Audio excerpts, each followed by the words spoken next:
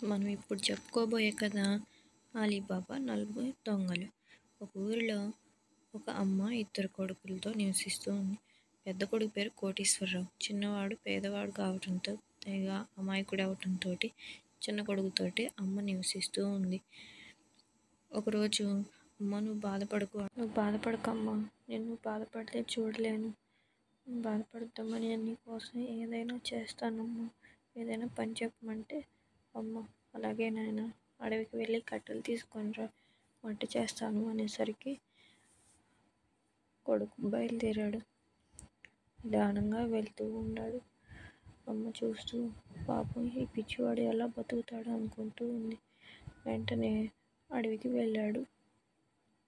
అప్పుడు అడవిలో ఒక చెట్టు విరిగిపోయి పడిపోవడం, పాపం అతనికి గొడ్డలు తీసుకొని వెళ్ళాలని సంగతి కూడా తెలియక కత్తి తీసుకొని వెళ్ళాడు. అప్పుడు ఈ కత్తితోటి ఎలా నరకాలా అని ఆలోచిస్తూ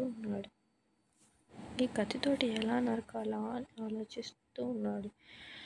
కానీ అతనికి అన్నయ్య గుర్తుకొస్తూ ఉన్నాడు. పాపం అమ్మ ఎంతో బాధపడుతున్న సంఘటన అతనికి గుర్తుకొస్తూ ఉంది. అన్నయ్య ధనవంతుడయ్యాడు, నేను ఎప్పుడు అవుతానా అని అతను ఆలోచిస్తూ ఉన్నాడు.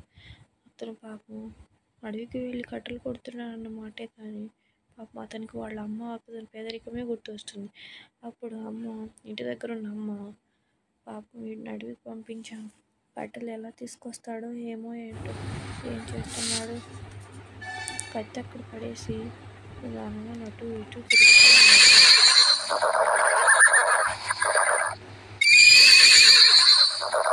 గుర్రాల శబ్దం వినపడుతూ ఉంది. గుర్రాలు రానే వచ్చాయి.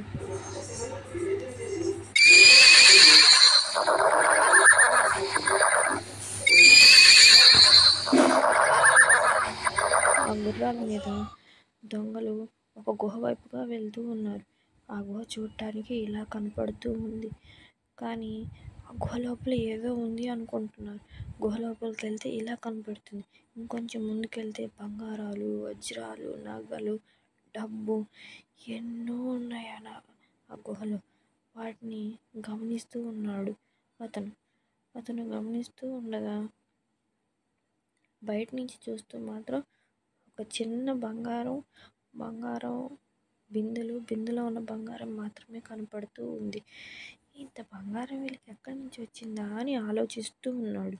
అప్పుడు రామయ్య ఒక సంచి తీసుకొని అక్కడికి వెళ్ళాడు. అక్కడికి వెళ్తూ ఉంటే ఎవరో వచ్చేసరికి వెళ్ళిపోయాడు. అక్కడికి వేరే దొంగలు వచ్చి అక్కడ మళ్ళా డబ్బు దాచిపెట్టాలని చూస్తూ ఉన్నారు. డబ్బు దాచిపెట్టాలని లోపలికి వెళ్ళాలని ప్రయత్నించారు. కానీ లోపలికి వెళ్ళాలంటే వాటికి ఒక సీక్రెట్ కోడ్ ఉంది. అబ్రకదబ్రా లోపల తెరువు అంటే అది తెరుచుకుంటుంది.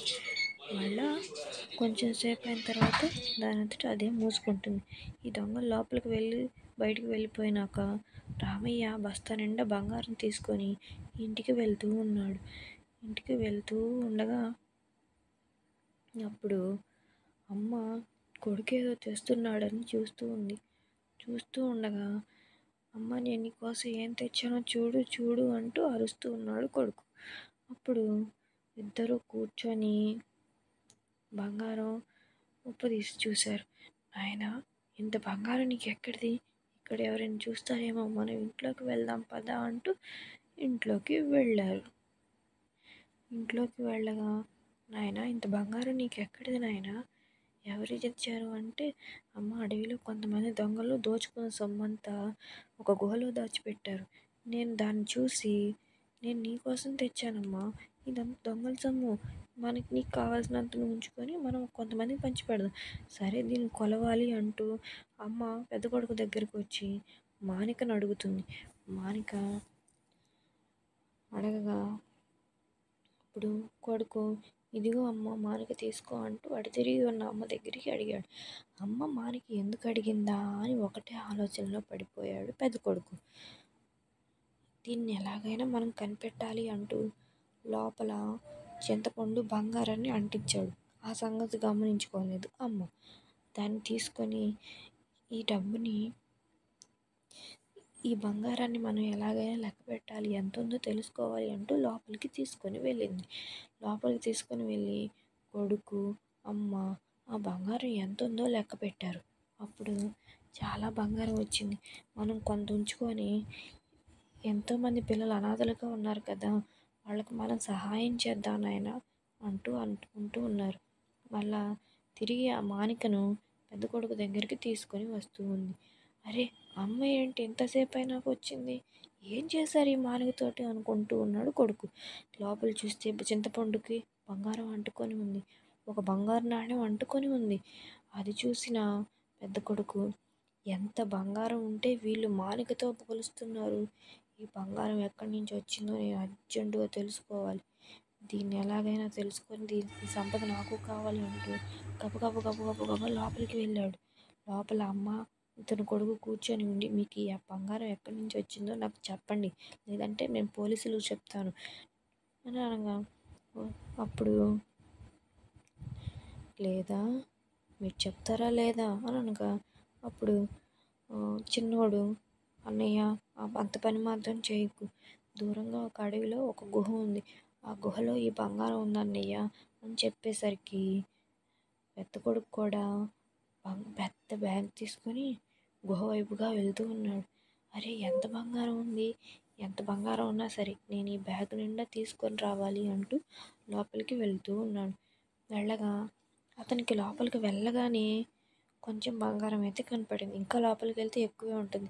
కానీ ఆ బంగారం చూసి ఆయన ఆశ్చర్యపోయాడు. అరే ఇంత బంగారమా, ఎక్కడి నుంచి వస్తుంది వీళ్ళకి అంటూ ఆ బ్యాగ్లో సర్దుకున్నాడు. సర్దుకొని తిరిగి మళ్ళా బయలుదేరుతున్నాడు. బయలుదేరగా ఒక గుర్రం మీద ఒక పెద్ద గజదొంగ వచ్చి ఎవరు నువ్వు, ఎందుకు ఇక్కడికి వచ్చావు, ఆ బంగారం నీకెక్కడిది అని అంటూ ఆపాడు.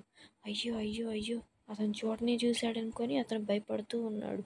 ఆ తర్వాత ఒక పెద్ద గజదొంగ వచ్చి నేను ఈ బంగారాన్ని లోపల పెట్టి వచ్చి నీ సంగతి చూస్తానంటూ అతను తాళ్లతో నోటికి ప్లాస్టర్ వేసి చెట్టుకి కట్టేశాడు.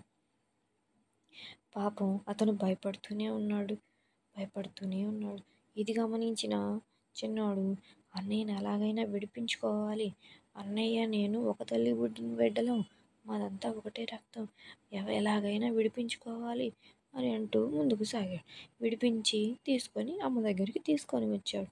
బుద్ధి తెలుసుకున్న పెద్ద కొడుకు అందరూ సమానమే, అమ్మ తమ్ముడు నేను అందరూ కలిసే ఉండాలి అంటూ అడవిలో జరిగిన సంఘటన మొత్తం చెప్పాడు. అమ్మ నన్ను గజదొంగ ఇలా బంధించాడు తాళ్లతోటి, తమ్ముడే నన్ను విడిపించుకొని తీసుకొచ్చాడమ్మా అని చెప్పాడు. దాంతో అమ్మ సంతోషపడింది.